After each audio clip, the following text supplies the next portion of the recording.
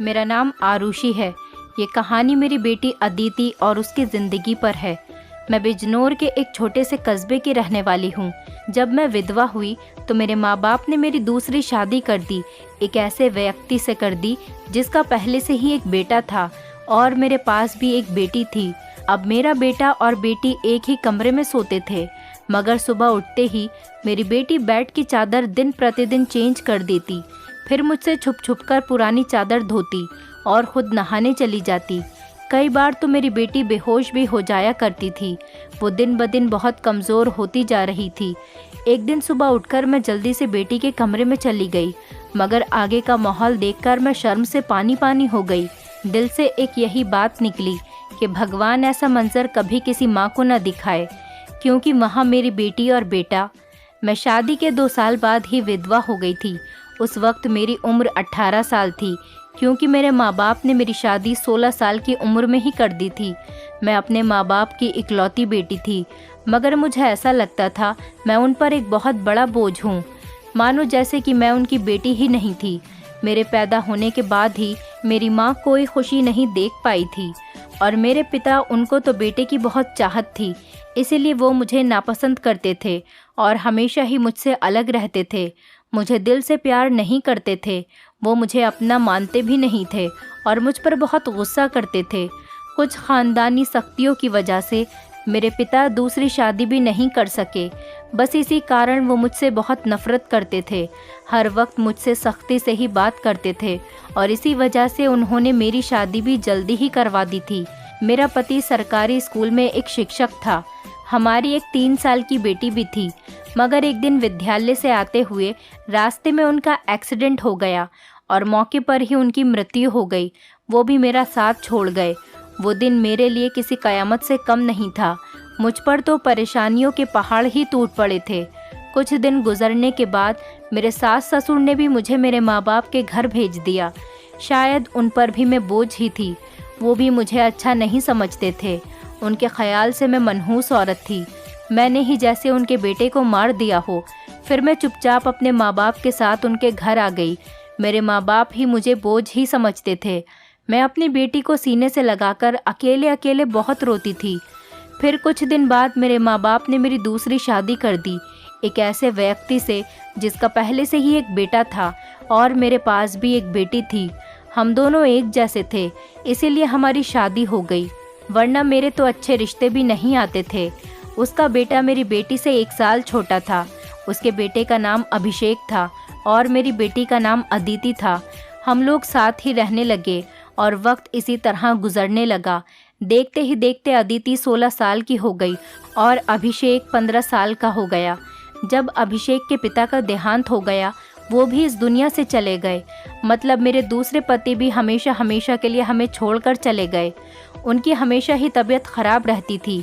उन्हें तरह तरह की बीमारियों ने घेर रखा था, लेकिन उनकी बीमारियों के साथ जैसे तैसे गुजर बसर हो रहा था। उनके जाने के बाद मानो जैसे घर की रौनक ही उड़ गई हो। हमारा अपना मकान था, इसीलिए किराए की चिंता नहीं होती थी और मेरे घर में ही एक किराना की छोटी सी दुकान थी। एक दिन जब हम सब लोग सो रहे थे, फिर अचानक ही बहुत ज़ोर से आवाज़ आई। मेरा तो दिल बैठ गया। मैं बहुत घबरा गई थी और डर भी गई थी। मैंने देखा कि ये आवाज़ तो अभिषेक के कमरे से आई है। मैं उसके कमरे की तरफ दौड़ी तो मैं देखते ही हैरान रह गई। कमरे की छत गिर गई थी। ये देखकर मैं घबरा गई। मुझे डर था कि कहीं अभिषेक तो इस छत के नीचे नहीं दब गया। जब मैं करीब गई और मैंने जाकर देखा तो अभिषेक वहाँ नहीं था। वो बाथरूम जाने के लिए उठा होगा, इसी वजह से उसकी जान बच गई, क्योंकि उसके कमरे की छत गिर गई थी। मैंने ईश्वर से धन्यवाद किया कि ये तो अच्छा हुआ कि अभिषेक को कोई चोट नहीं आई। अगर उसको कुछ हो जाता तो मैं उसके स्वर्गवासी पिता को क्या मुंह दिखाती। लेकिन अब हमारे पास इतने पैसे नहीं थे कि हम उस छत को दोबारा डलवा सकते। कमरे का तो कबाड़ा ही बन गया था। सारी छत गिर चुकी थी और हमने उसको उसके हाल पर ही छोड़ दिया। उसके बाद मैंने अपने लिए अपना बिस्तर रसोई में ही डाल दिया और कमरे में दोनों बच्चों को सोने के लिए कहा, क्योंकि बाहर तो बहुत ज़्यादा सर्दी थी और बाहर कोई सो भी नहीं सकता था और कमरे में एक बेड और एक चारपाई ही थी। 2 लोग भी बहुत मुश्किल से सो पाते थे। अब वो दोनों एक ही कमरे में सोते थे। मजबूरी थी, क्या कर सकते हैं। एक कमरे में तो दुकान थी और मेरे पति ने घर में 3 ही तो कमरे बनवाए थे। यूँ तो हम 3 लोगों के हिसाब से कमरे ठीक थे, लेकिन एक कमरा दुकान के लिए भी तो ज़रूरी था। अब मजबूरी थी, क्या कर सकते थे, गुजारा तो करना ही था। एक दिन मेरा बेटा बेटी के कमरे में सोया तो सुबह सुबह कुछ ऐसा हुआ कि मैं चकित रह गई। अभिषेक तो सवेरे उठकर नाश्ता करने भी बैठ गया था, जबकि अदिति अभी तक सो रही थी। वो तो इतनी देर तक नहीं सोती थी, लेकिन आज वो इतनी देर तक क्यों सो रही थी? उसकी आदत थी कि वो सुबह जल्दी उठ जाया करती थी। मैंने उसको आवाज़ भी दी तो वो उठ नहीं रही थी। थोड़ी देर के बाद मैंने उसके कमरे में जाकर उसको देखा तो पता चला कि वो बेहोश हो चुकी थी। मैं बुरी तरह से घबरा गई थी कि उसको क्या हो गया। मैंने फ़ौरन ही अभिषेक को बोला कि पास के ही डॉक्टर को घर बुला लाओ। डॉक्टर घर पर आया तो डॉक्टर ने कहा कि ये बेहोश हो गई है। लड़की काफ़ी कमज़ोर है, खून की भी कमी है। कोई भारी काम इससे मत करवाना, बस आराम ही करवाना। फल, अच्छा खाना वगैरह खिलाइए, ठीक हो जाएगी। जब अदिति को होश आया तो मैं उसके पास गई और मैंने उससे पूछा कि तुम्हें क्या हो गया था। तो वो कहने लगी कि बस ऐसे ही बैठे बैठे मुझे चक्कर आने लगे थे और मैं बेहोश हो गई थी। मैंने अपनी बेटी को कहा कि तुम आराम करो, मैं तुम्हारे लिए नाश्ता बनाकर लाती हूँ।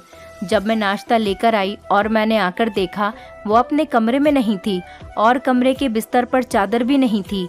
मैंने बाहर जाकर उसको देखा तो वो उसी चादर को बैठकर धो रही थी। मैंने उससे पूछा, तुम ये चादर क्यों धो रही हो?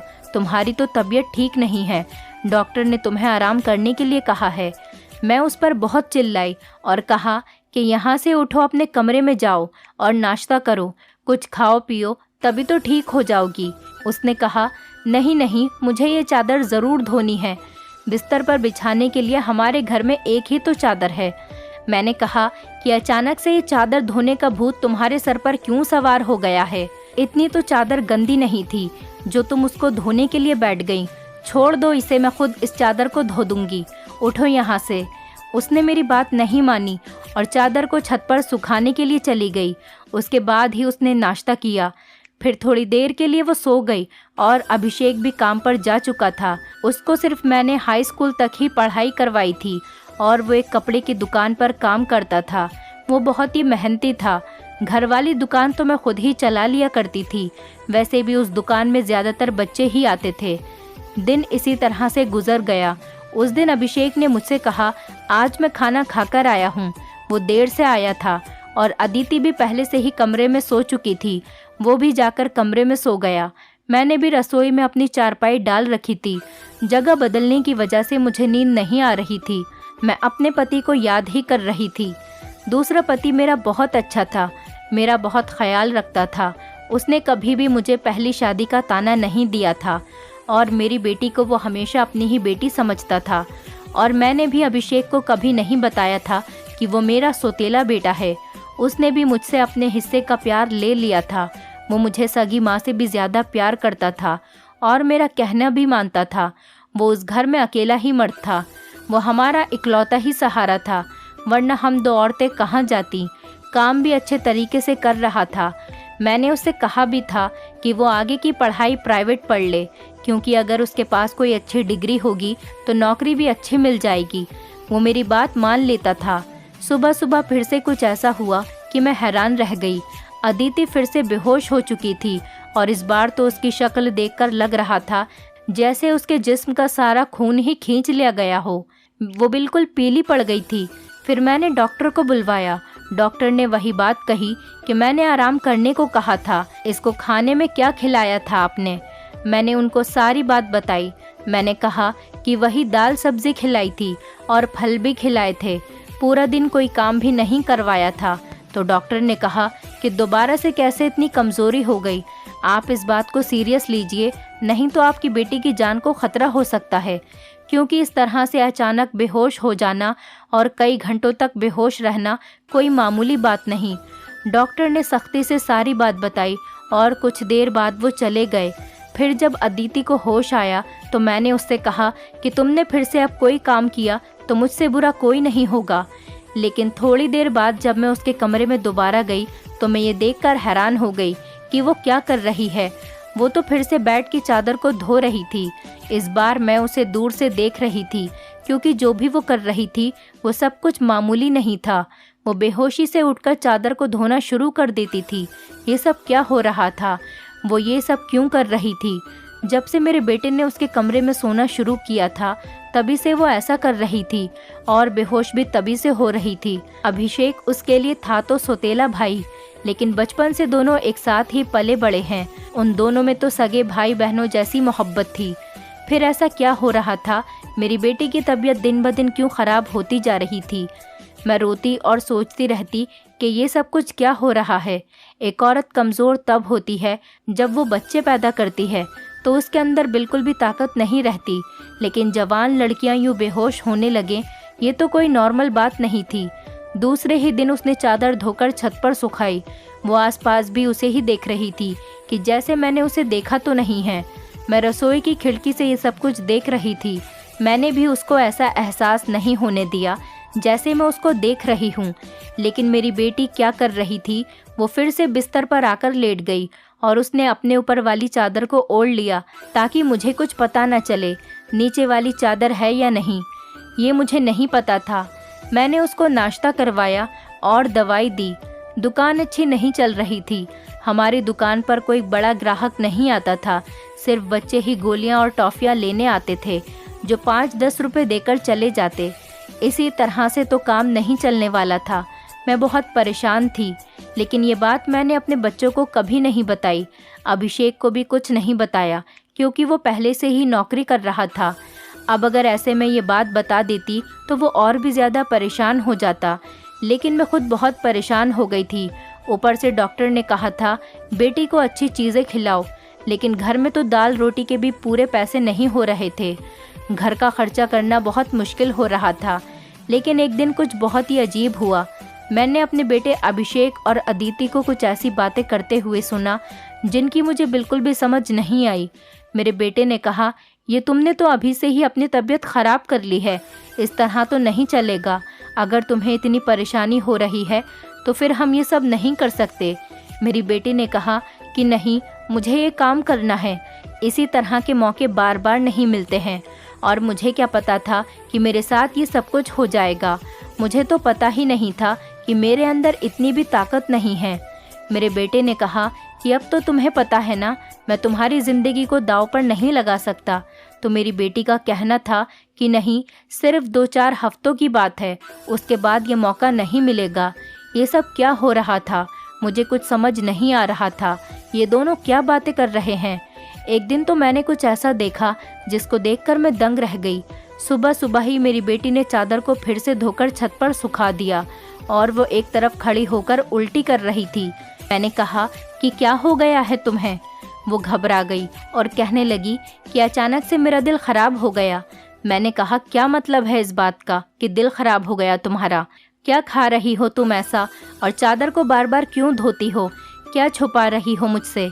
अगर मुझे पता चला कि तुमने कोई ऐसी वैसी हरकत की है जिससे मेरी और तुम्हारे बाप की इज्जत दांव पर लग गई तो मैं तुम्हें कभी माफ़ नहीं करूँगी। मेरी बेटी हैरान हो गई। उसने कहा, माँ, आप किस तरह की बातें कर रही हैं? ऐसा कुछ नहीं है जैसा आप सोच रही हैं। लगता है आज आपने कोई फिल्म देखी है या किसी ने आपके कान मेरे खिलाफ भर दिए हैं जो आप इस तरह की बातें कर रही हैं। मैं ऐसा क्यों करूँगी? और अगर मैंने इस चादर को धो दिया है तो क्या हो गया? चादर गंदी हो गई थी, बस इसीलिए धो दिया। आपको तो पता है कि कई दिन से मेरी तबीयत ख़राब है, तो दवाई खाने की वजह से मेरे पेट में भी खराबी हो रही है। अगर मुझे उल्टी आ गई तो इसका और कोई मतलब नहीं है।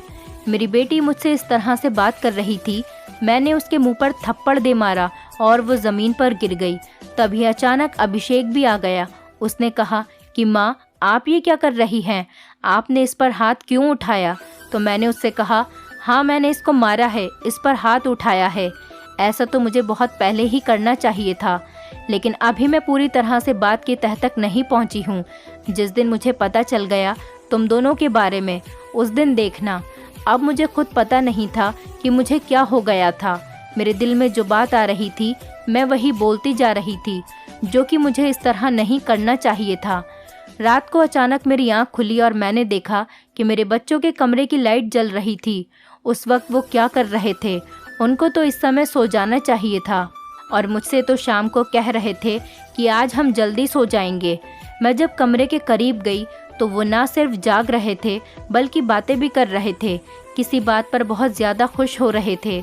मेरा बेटा कह रहा था कि तुम बहुत खुशकिस्मत हो, तो बेटी कहने लगी कि हाँ, खुशकिस्मत तो मैं हूँ, लेकिन अभी कल फिर से जब मेरी तबीयत ख़राब होगी तो माँ मुझे देखकर बहुत परेशान हो जाएंगी। कब तक ऐसा झूठ बोलेंगे? बेटा बोला, बस कुछ दिन और कर लेते हैं, फिर सब कुछ ठीक हो जाएगा। मैं उनकी बातें सुनकर हैरान रह गई। आज मुझसे रहा नहीं गया। मैंने कमरे के दरवाजे को खोलने की कोशिश की तो मैं हैरान रह गई। उन्होंने दरवाजे को अंदर से बंद क्यों किया था? क्या वजह थी दरवाज़ा अंदर से बंद करने की? वैसे भी अब मौसम बदल रहा था, उनको दरवाज़ा खोलकर सोना चाहिए था। मैंने दरवाजे पर बार बार दस्तक देना शुरू कर दिया, लेकिन इस तरह से दस्तक देने के बावजूद भी उन लोगों ने दरवाज़ा खोलने में आधा घंटा लगा दिया। और उसके बाद जब मैंने कमरे में देखा तो उनके अलावा कमरे में कोई भी नहीं था और वो दोनों ऐसी शक्ल बनाकर बैठे थे जैसे नींद से जागे हों। मैंने कहा, इतनी देर में दरवाज़ा क्यों खोला है? तो कहने लगे, हम सो रहे थे। मैंने कहा कि झूठ नहीं बोला करो, तुम लोग जाग रहे थे और बातें कर रहे थे। उन्होंने कहा कि हम क्यों इस समय जागेंगे और क्यों बातें करेंगे? हमारा कौन सा कल पेपर है जो हम तैयारी करेंगे और जागेंगे? हम लोग तो सो रहे थे। मुझे उन दोनों की हरकतें समझ नहीं आ रही थी। मेरे पास बोलने के लिए कोई शब्द नहीं थे। मुझे उनकी बातें समझ नहीं आ रही थी क्योंकि वो दोनों तो ऐसे ही बैठे थे जैसे नींद से अभी अभी जागे हों। उसके बाद मैंने उनको कुछ नहीं कहा और वहाँ से चली गई। लेकिन मैं सोचती थी कि कोई ना कोई गड़बड़ तो ज़रूर है। मैं ये देखकर हैरान रह गई। एक दिन मेरी बेटी के बाजू में नील के निशान भी थे। ये तो ज़ख्म के निशान थे। मुझे समझ नहीं आ रही थी कि उसे क्या लगा था। मैंने उससे पूछा तो उसने कहा कि छुरी लगी है, लेकिन छुरी तो उंगली पर लगती है, बाजू पर नहीं। मेरी बेटी कोई ना कोई बात ऐसी है जो मुझसे छुपा रही थी। कभी बेहोश हो जाती थी, कभी उसके शरीर पर अजीब अजीब तरीके के निशान होते थे और कभी उठकर अपने बेड की चादर धोने लग जाती थी और मुझे कमरे में जाने नहीं देती थी। मेरा दिमाग जिस तरफ जा रहा था मैं वैसे ही सोचना नहीं चाहती थी। मेरी गलती थी। मैंने आग और पानी को क्यों एक साथ रखा? मुझे ऐसा नहीं करना चाहिए था। मैंने सोच लिया कि मुझे अब क्या करना है। जवान लड़का और लड़की को मुझे एक साथ एक ही कमरे में नहीं सोने देना चाहिए था। गलती तो मेरी ही थी। मुझे इन सब बातों का ध्यान रखना चाहिए था। अभिषेक था तो अदिति का सौतेला ही भाई। नियत बदलते देर नहीं लगती। जवानी की इस उम्र में बच्चे बुरी संगतों में पड़ ही जाते हैं। सगा भाई तो सगा होता है और सौतेला भाई सौतेला। तो फिर मैं कैसे सौतेले भाई बहन को एक साथ एक ही कमरे में सुला रही थी? ये मेरी ही गलती थी। जब हम ही बच्चों पर ध्यान नहीं देंगे, परेशानियां तो पैदा ही होंगी। अच्छी बुरी बातों का ध्यान तो हमें ही रखना होता है। बच्चे तो नादान होते हैं और नादानी में ही बहुत सारी गलतियां कर बैठते हैं। जैसे जैसे विचार मेरे दिमाग में आ रहे थे, अगर ये सारे विचार सही हो गए तो फिर सारा का सारा कसूर मेरा ही होगा। मैंने अपने बेटे और बेटी पर नज़र रखी थी। एक दिन मेरा बेटा बेटी को कोई चीज़ लाकर दे रहा था। मैं छुपकर उनकी बातें सुनने लगी। उसने कहा कि ये तुम्हारी दवाई है, इस परेशानी के लिए ये दवाई ले लो तो सब कुछ ठीक हो जाएगा। उसने मेरी बेटी को छुपाकर वो गोलियां दी। मैं परेशान हो गई कि ये किस चीज़ की गोलियां उसको दे रहा है। आखिर ऐसी क्या बात है जो परेशानी ये दोनों हल करना चाहते हैं और उसके बारे में मुझे नहीं पता। और ये दवाइयाँ कुछ अजीब से क्यों लग रही थी। मेरी बेटी ने भी वो दवाइयाँ फ़ौरन से पकड़ ली और उनको अपने दुपट्टे के पल्लू में छुपा लिया। बेटे ने कहा कि रात को सोने से पहले खा लेना, तो फिर अगले दिन तुम बेहोश बिल्कुल भी नहीं होगी। और 2-3 दिन तक तो मेरी बेटी वाकई बेहोश नहीं हुई थी, लेकिन उसके बाद शायद उसकी वो गोलियां ख़त्म हो गईं और एक दिन बाद फिर से मेरी बेटी बेहोश हो गई थी। मेरा बेटा भी घर पर नहीं था, इसीलिए मैंने आज फ़ायदा उठाने के बारे में सोचा। मैंने वो चादर बहुत ही होशियारी से बेटी के नीचे से खींच ली और उसको तरीके से तय करके अपने कमरे में ले आई। मुझे खोलकर देखना था कि इस पर ऐसा क्या लगा होता था जिसकी वजह से मेरी बेटी सुबह उठते ही उसे धोना शुरू कर देती थी और यहाँ तक कि अपनी बीमारी का भी ख्याल नहीं करती। जब मैंने चादर को खोलकर देखा तो पहले तो मुझे कुछ नज़र नहीं आया, लेकिन जब मैंने ध्यान से देखा तो ये देखकर मैं हैरान रह गई कि उस चादर पर सफ़ेद सफ़ेद बाल थे और पूरी चादर बालों से भरी हुई थी। मुझे समझ नहीं आई ये किस चीज़ के बाल हैं, क्योंकि ये बाल बिल्कुल सफ़ेद और छोटे छोटे बाल थे। मैं हैरान हो गई, लेकिन मुझे ये बात समझ नहीं आई। मैं सोचती रही कि ये सब कुछ क्या हो रहा है। मैं बेटे और बेटी की हरकतों पर नज़र रख रही थी, इसीलिए सारा कुछ अपने दिमाग में सोच रही थी, लेकिन मैं किसी नतीजे पर नहीं पहुंची थी। तब तक मेरी बेटी को ये पता चल ही गया कि चादर मैंने देख ली है, तो वो मेरे पास आकर बैठ गई और कुछ अजीब सी घबराई हुई नज़र आने लगी। उसके बाद मैंने उससे पूछ लिया कि क्या बात है, क्यों परेशान लग रही हो। तो उसने कहा कि माँ, वो चादर कहाँ है। तो मैंने उससे कहा कि वो तो मैंने धोकर डाल दी है। ये कहकर वो मेरे पास से जाने लगी, तो मैंने उसका हाथ पकड़कर उसे रोक लिया और मैंने कहा कि मैं सब कुछ देख चुकी हूँ। उस चादर पर जो भी लगा हुआ था मुझे बता दो, ये सब कुछ क्या है? तुम मुझसे इतने दिनों से क्या छुपा रही हो? मैं बहुत परेशान हो गई हूँ, मेरे दिमाग में बहुत बुरे बुरे विचार आ रहे हैं। वो मेरे पास बैठ गई और फिर मेरी बेटी ने मुझे ऐसी बात बताई कि मेरे कदमों तले से ज़मीन निकल गई। मेरी बेटी ने मुझे बताया कि माँ, जैसा आप समझ रही हैं वैसा बिल्कुल भी नहीं है। दरअसल हमने देख लिया था कि इस घर के हालात अच्छे नहीं चल रहे। घर की दुकान भी नहीं चल रही थी और भैया भी कुछ खास पैसे नहीं कमा रहे थे, लेकिन हमें ऐसा कोई काम नहीं मिल रहा था जो हम लोग कर पाते। फिर भैया के एक दोस्त ने उसको एक काम दिया। दरअसल उसने कुछ बहुत ही नस्ली किस्म के बिल्ली के बच्चे रखे हुए थे, जो कि 3 से 4 की तादाद में थे, लेकिन उनको संभालना उसके बस से बाहर था। इसलिए उसने हमें उन बच्चों को संभालने का काम दिया और उस काम के बहुत सारे पैसे दिए। दरअसल भैया भी पूरा दिन वहीं होते थे, लेकिन रात में भाई को आराम भी करना होता था, इसलिए उन बिल्ली के बच्चों को कमरे में ले आते थे और मैं उनको संभाल लेती थी। उन्हीं के बाल सुबह चादर पर लगे हुए थे, जिसको मैं सुबह को धो देती थी, क्योंकि हमें पता था कि आपको इस तरह की चीज़ें अच्छी नहीं लगती और हम आपको ये सब कुछ बताना भी नहीं चाहते थे।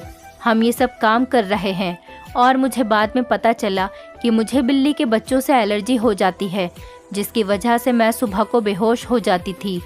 भैया ने मुझे जो दवाइयाँ लाकर दी थी वो भी इसी चीज़ की थी, ताकि मेरी एलर्जी कम हो जाए। माँ, भैया का वो दोस्त बहुत अमीर है और वो इस काम के हमें बहुत ज़्यादा पैसे भी दे रहा था।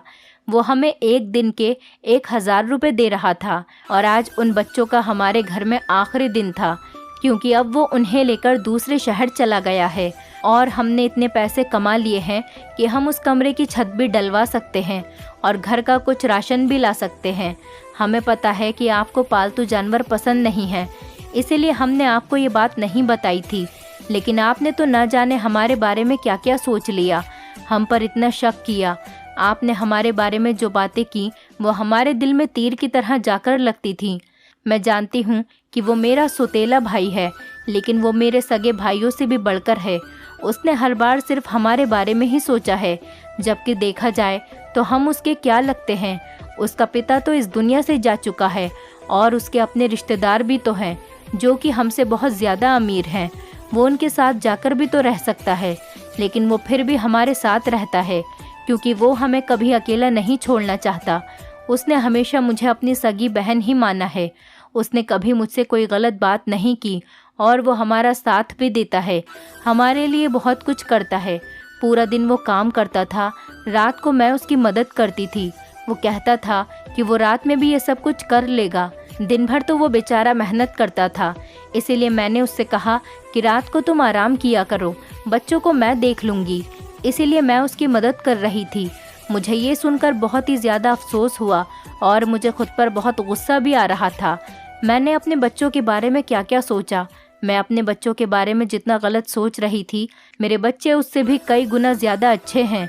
इतनी गलत बातें मैंने उनके बारे में सोची जितनी मुझे सोचनी भी नहीं चाहिए थी।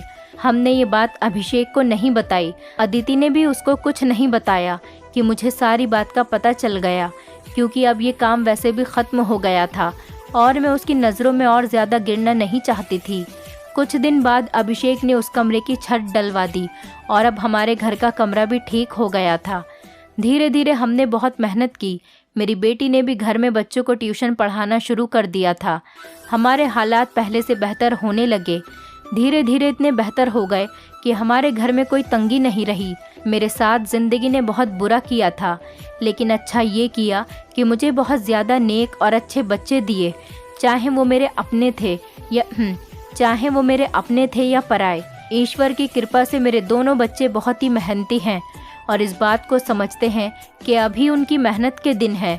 हाथ पर हाथ रखकर नहीं बैठ सकते, क्योंकि उनके सर पर पिता का साया नहीं था और मैं भी कुछ खास कर नहीं सकती थी। इस बात का उनको एहसास था और ये एक बहुत बड़ी बात है। ईश्वर की कृपा है कि अब सब कुछ ठीक हो गया। ऊपर वाले का लाख लाख शुक्र हुआ। जैसा मैं सोच रही थी वैसा कुछ नहीं हुआ, लेकिन ऐसा हो भी सकता था। अगर ऐसा होता तो मैं कहाँ जाती। बस आखिर में इतना कहना चाहूँगी, जो ऊपर वाला चाहता है होता वही है। मेरे बच्चे बहुत समझदार हैं और उनके दिल में कोई ऐसी बात नहीं है, लेकिन फिर भी मैं ऐसी माँओं को नसीहत करूँगी, बच्चों के साथ के इस मामले में थोड़ी एहतियात ज़रूर करें और वो गलती ना करें जो मैंने अपने बच्चों के साथ की है। मुझे दोनों को एक कमरे में नहीं रखना चाहिए था, क्योंकि जो ना हुआ और वो हो भी सकता था, और अगर वो हो जाता तो सब कुछ ख़त्म हो जाता। मेरे बच्चे तो समझदार थे, शायद मेरे साथ इसीलिए ऐसा नहीं हुआ। अपने बच्चों का ध्यान रखें, उनकी ज़िंदगी पर भी ध्यान रखें और वो कब क्या कर रहे हैं इस बारे में पूरी जानकारी रखें, और बच्चों पर प्यार करने के साथ साथ थोड़ी सख्ती भी रखें, और वो क्या गलती कर रहे हैं क्या नहीं, इन सब बातों के बारे में उनसे जानकारी लेते रहें। और इस बात का ध्यान रखें, जब बच्चे जवान हो जाएं तो उनका बिस्तर अलग कर देना चाहिए। आपसे भी यही सब कहूँगी कि अपने बच्चों का ध्यान रखें। दोस्तों, उम्मीद करती हूँ आपको हमारी कहानी पसंद आई होगी। कहानी पसंद आई है तो वीडियो को लाइक करें, चैनल पर नए हैं तो चैनल को सब्सक्राइब करें, और हाँ, नोटिफिकेशन बेल को ज़रूर दबाएं ताकि अगली अपडेट सबसे पहले आपको मिले।